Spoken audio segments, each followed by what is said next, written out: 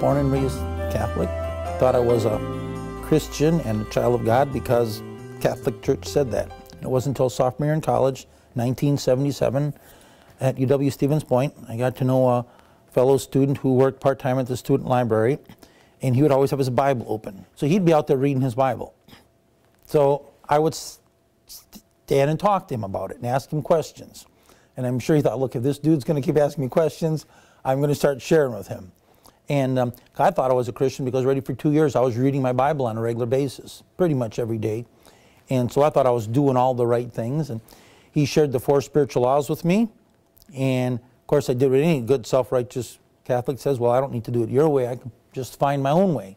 And went on home and kept doing it my own way for a few months. And the more I read my Bible, the more I just became convinced that I was missing something. And so I never broke any rules, did everything good and right, but in my heart I knew something wasn't right. So it was just strictly, I feel the Holy Spirit convicting me. And so let's see, I cared mostly about myself. I didn't really care about anybody else.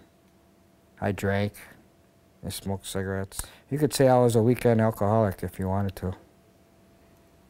I had drunk drive-ins. I had 5 of them. After my last one, I told my wife Diane that it's time for me to quit drinking. I checked myself into Tamarack for voluntary. I wanted to quit. And I started going to AA. That's when I learned about God. It says, turn your life over to a higher power to help you.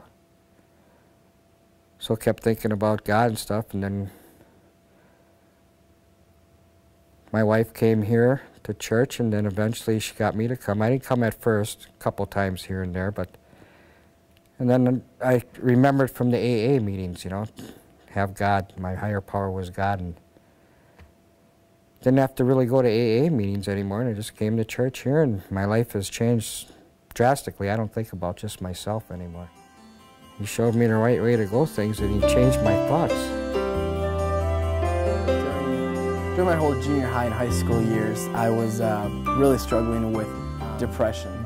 But in my 9th grade year, that's when my depression really kicked in, and I was feeling suicidal. At that time, the youth group at the church was going to a convention that summer, and I remember going to DC. We had a coach bus. I remember, you know, sitting way in the back and listening to my own music. It was a song by a band called Papa Roach, and I think the song was called like Last Resort. It was all about suicide, and I just remember like listening to the song over and over and over again, driving to DC. We were checking in the hotel, and the convention itself was a couple blocks away, and we had to walk to it. And I remember there was one point we had to walk over a bridge, and I kind of stopped, slowed down, and let the rest of the group go ahead of me.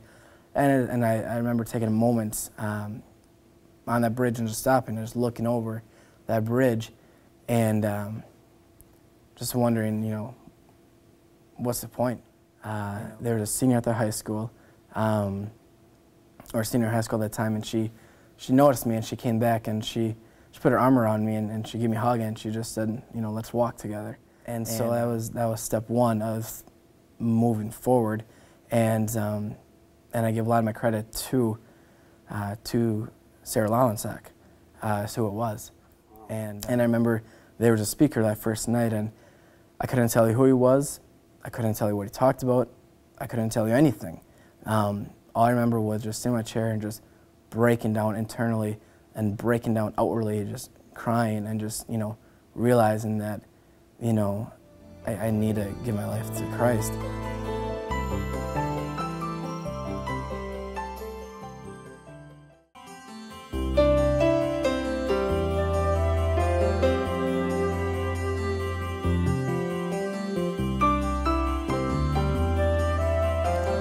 Grace is unmerited favor.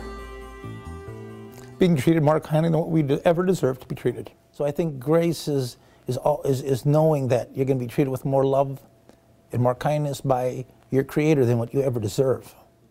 God's grace is life.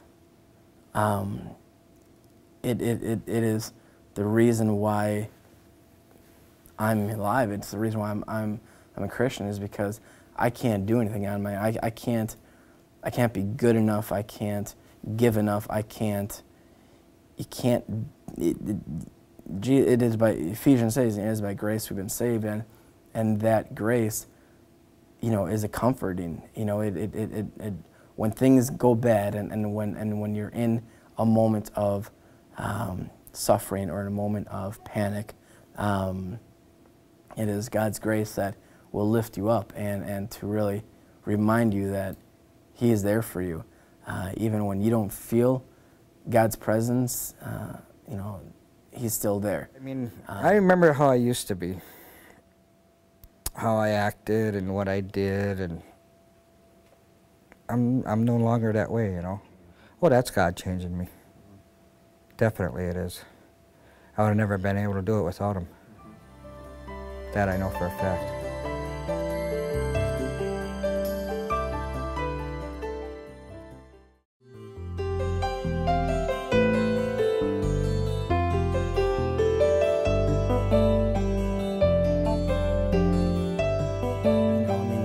Some of the events or projects, is our rock ministry, where we do several benefit concerts, Christian concerts, and that in itself serves many people. I mean, it serves the charities that we're giving back to, the artists, their ministry, the performer, or the fans and things like that. So we got the whole rock ministry, trying to help out anywhere I can, in church or in the community. But I also think a lot of it is just day to day, just you. When no one else is looking at you, when no one else is watching what you're doing, how are you serving God in your actions towards other people, in your love and your compassion.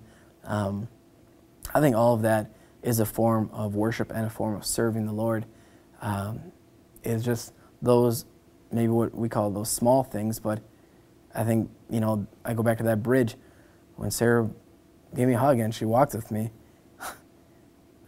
That changed my life, and that was a starting point. You never know what little things can do to change the world. Well, we have Bible study at our house. We have couples on Tuesday night, and it's fun doing that. We have a great time doing that. And then my wife has women's Bible study on Wednesday night. So there's people in and out all the time. But He's made me more aware of individuals in life helping each other, and people working together to make things happen. I had a birthday party there, and I didn't want anything for my birthday, so I asked for donations for diapers for the crossing. I didn't really need anything, so why don't we get something where we can help people out? And that's what we did. Well, I think being involved in men's ministry is taking one group through Top Gun, facilitating one Top Gun group is a step in that way. Being on the praise team is one step in that. But I think it's more your attitude when you're doing that. It's not what you do, but do you do it with a heart that is done, where it's done from an attitude of brokenness, an attitude of servanthood, more so than, wow, look at me.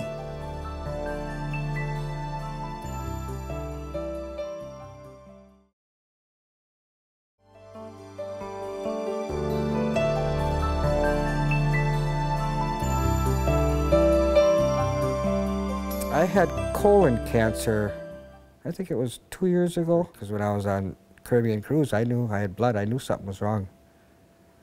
But I didn't want to ruin the vacation, so I didn't tell my wife until after we got back, and then we found out what it was, and I just says, well, trust God. And me and my wife, Diane, we just put it in God's hand and went to the hospital, and everything turned out really good. They got rid of the cancer.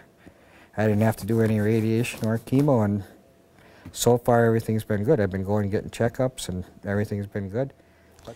In the truest sense of the word, I mean, I think the 2 years that divorce was in progress, and the next years after that, those first 4 years, it 100% was God carrying me every day. It was God carrying me at the office. It was God carrying me at home in the nights when you don't have your kids. It was God carrying you when you did have your kids. And So in the truest sense of the word, I think those 4 years, I think every day I was carried by God's grace. Every day. Some setbacks in our marriage, that, you know, in the beginning of our marriage, you know, but God has totally gotten a hold of our marriage and has totally helped us, Katie and I, my wife, to grow closer to each other and grow closer to our faith. And it is only because of Christ that, you know, that we're able to overcome setbacks.